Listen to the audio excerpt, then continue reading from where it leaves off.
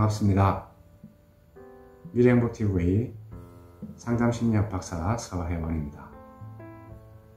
오늘은 우리 인간에게 불안한 심리는 왜 생길까? 라는 주제를 가지고 여러분께 말씀드리겠습니다.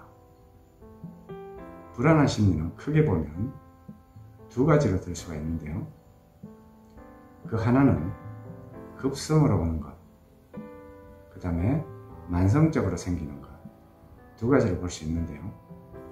급성으로 오는 경우는 어떤 큰 사건, 사고를 겪었을 때, 예를 들면 전쟁을 경험했다든가, 그래서 전쟁터에서 옆에 동료가 죽어나가는 것을 보았거나, 아니면 시신을 많이 보았거나, 또는 큰 사건이나 사고를 당해서 예전에 대구의 지하철 사고처럼 큰 사건을 또 사고를 당했을 경우에, 예를 들면 집에 불이 나서 죽을 고비를 넘겼다든가, 아니면 이번 여름처럼 장마로 인해서 물에 급류에 휘말려서 휩쓸려서 죽을 것 같은 고비를 넘겼다든가, 이랬을 때 급성으로 생기는 경우가 있겠고요.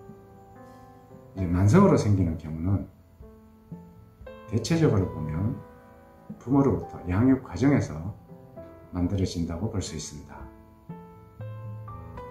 그것은 부모로부터 꾸준하게 공격을 받고 자란다든가, 아니면 많이 혼나고 야단 맞으면서 자랐다든가, 또 지나치게 잔소리를 많이 듣고 자랐다든가, 또 그 외에도 지나친 간섭이나 지적을 받고 자랐다든가, 또는 부모님의 부부싸움으로 항상 불안을 겪었다든가, 가정에 평화가 없고 항상 집안이 불안했다면 그 사람은 그 과정을 겪으면서 불안 심리가 자리 잡을 것입니다.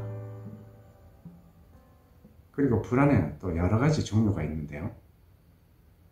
그냥 일상적으로 만들어지는 불안, 금방 말씀드렸듯이 왠지 가만히 있어도 가슴이 뛴다든가, 불안해서 안절부절 못한다든가, 이런 불안이 있을 수 있고요.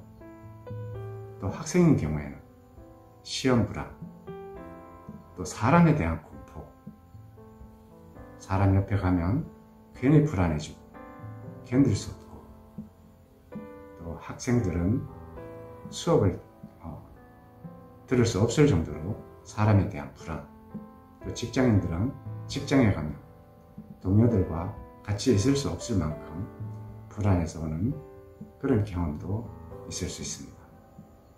그 외에도 무대 공포, 또는 금방 말씀드린 대인 공포, 광장 공포, 여러 가지 공황장애라든가 여러 가지 불안을 우리는 겪을 수 있습니다. 사람들은 누구나 불안 심리는 조금씩은 다 가지고 있을 겁니다. 그런데 그것이 지나치지 않고 내 생활에 불편하지 않다면 별 문제가 없겠지만, 내가 살아가는데 불편하고 또 삶에 지장을 받는다면 그것은 우리가 살아가는데 굉장한 고통을 겪을 것입니다. 저에게 찾아오는 사람들을 보면 대부분이 가만히 있어도 불안해서 견딜 수가 없다, 가슴이 두근거리고 가슴이 뛰고 괜히 불안해서 안절부절 못하고, 이런 경우에 저를 찾아오는 경우가 많이 있습니다. 그래서 양육 과정에서 꾸준히 만들어지는 것은 우리가 이유를 잘 모르면서 내가 왜 불안하지? 이런 심리를 가지고 살아갈 수 있습니다. 그리고 아이들 같은 경우에 시험 불안이 있을 경우에는 평상시에는 공부를 하는데 아무 지장이 없다가 시험 때만 되면 아이가 불안해서 어디가 아프다든가, 아니면 시험장에 가서 땀을 뻘뻘 흘리면서 백지를 내고 온다든가, 이런 경우도 많이 있을 수 있습니다. 또 무대공포 같은 경우에는 어디에 남 앞에서 서서 말을 할 수가 없고, 사람들 많은 데 가면 괜히 위축되고 의기소침해지고 말을 하려고 하면 입이 떨어지지 않고 이런 경우도 있고요. 예전에 제가 어떤 분을 보면 교대를 다니는 학생이었는데 교단에 도저히 설 수 없어서 학교를 그만두고 교사 생활을 이제 포기해야 되지 않을까, 그런 공포를 가지고 저를 찾아온 분도 계셨습니다. 그만큼 우리 불안은 우리 생활에 또 내가 살아가는데 크나큰 걸림돌이 되어서 직업을 포기하고 또는 내 삶을 포기하는 경우도 가끔은 볼 수 있습니다. 그래서 이 불안 심리는 우리가 생활에서 생길 수도 있겠지만, 또 어떤 분들은 저에게 오셔서 이렇게 얘기하는 분도 계십니다. 저희 아이는 태어날 때부터 이상하게 불안했다. 그런 분들도 저는 만날 수 있었는데요. 자, 태어날 때부터 불안했다면 그 아이는 엄마가 그 아이를 임신하고 계실 때 엄마가 불안한 일을 많이 겪었다면 그 아이는 불안을 가지고 태어날 것입니다. 이렇듯이 불안 심리는 우리 생활에서 만들어지는 것이기 때문에 불안한 경험을 하지 않은 사람은 별로 불안할 일이 없을 겁니다. 그런데 불안을 오랫동안 장기간에 걸쳐서 불안을 경험을 했다면 그 사람은 그 불안이 점점 가중되어서 나중에는 생활에 지장을 받고 생활에 견딜 수 없을 만큼 고통을 느끼면서 살아갈 것입니다. 그래서 이 불안은 우리가 생활하면서 겪었던 모든 일들을 종합해 봤을 때 내가 왜 불안한 심리가 생겼을까? 그 불안은 어디에서 왔을까? 그 불안을 해결한다면 반드시 당신은 행복한 삶, 편안한 삶, 안정된 삶을 살아갈 수 있을 것입니다.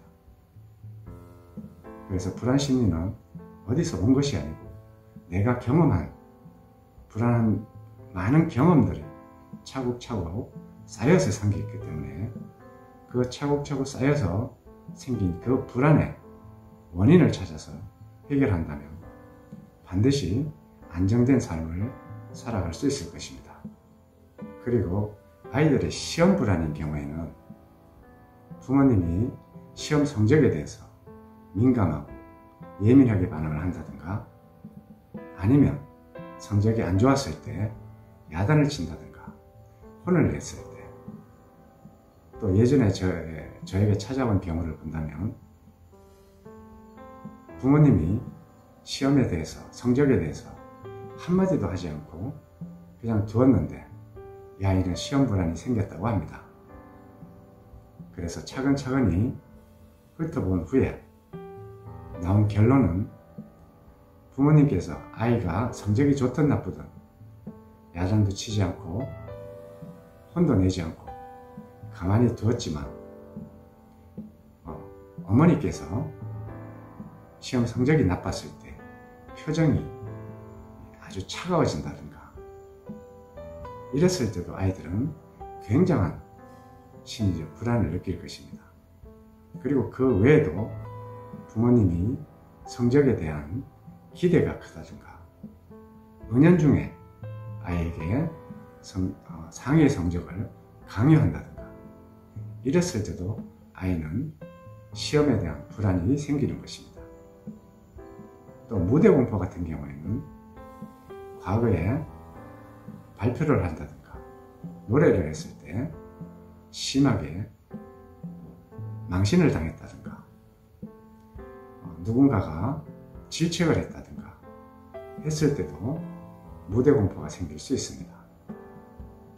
그래서 우리는 사소한 것들도 불안 심리로 작용할 수 있기 때문에 아이를 키울 때는 사소한 것에도 주의를 기울여서 아이들이 불안하게 생각하지 않도록 해주는 것이 불안 심리를 만들지 않는 것일 것입니다. 그래서 오늘은 불안 심리에 대해서 말씀을 드렸습니다. 그리고 또 다음에 또 다른 주제를 가지고 여러분들을 찾아뵙도록 하겠습니다. 감사합니다.